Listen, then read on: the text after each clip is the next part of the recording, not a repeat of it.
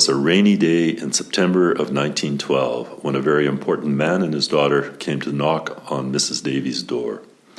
It was Prince Arthur, the Duke of Connaught, and the only member of the royal family to serve as the Governor-General of Canada. His daughter Patricia was accompanying him on a tour of Canada, which would be stopping at the first Calgary Stampede.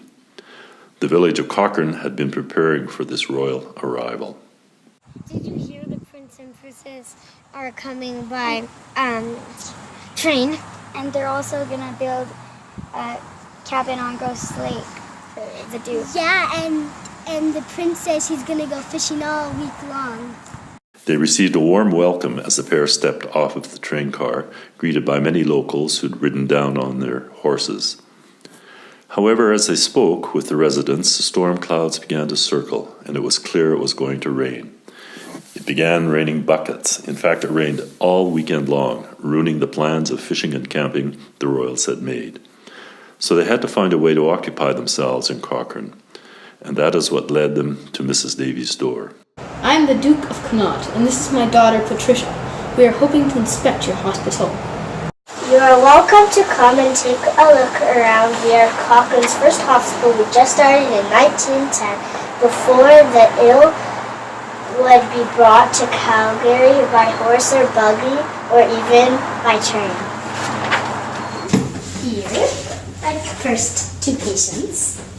You are so cute.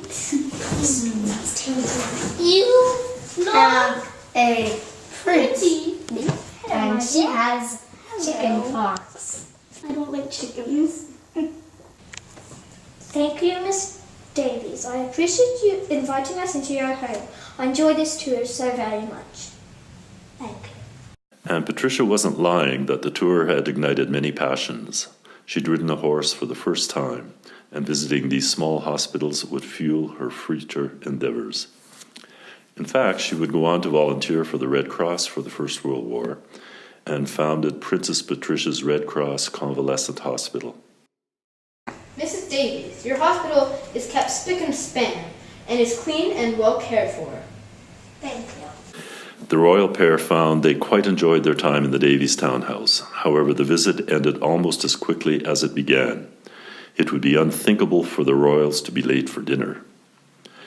As the Duke of Connaught and his daughter left the simple six-bed hospital, Mrs. Davies stood by the window, unable to believe the visitors she had found on her doorstep. Little did she know, Patricia was on the brink of achieving so many amazing things.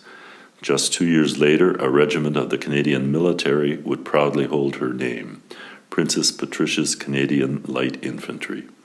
It was the last privately funded regiment in the British Empire and Dominions. She would also go on to be an accomplished artist, featured on the $1 bill, and be one of the most popular women in Canada. And she once knocked on this very door, the door that now belongs to the Cochrane Historical Museum.